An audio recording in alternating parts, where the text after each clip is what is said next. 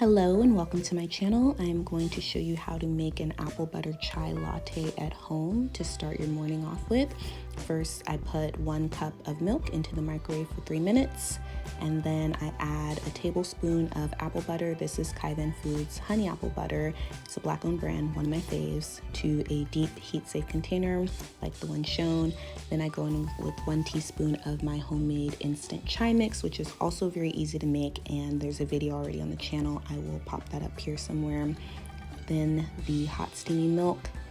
Go in with a milk frother, which is one of my favorite tools. I personally believe you need one in your arsenal to bring those coffee house style vibes at home, and they're inexpensive, so I will include a link to one in the description box.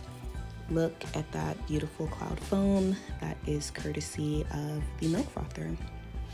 And then because I'm extra, I garnish with cinnamon, a fresh apple slice, and a stick of cinnamon, extra.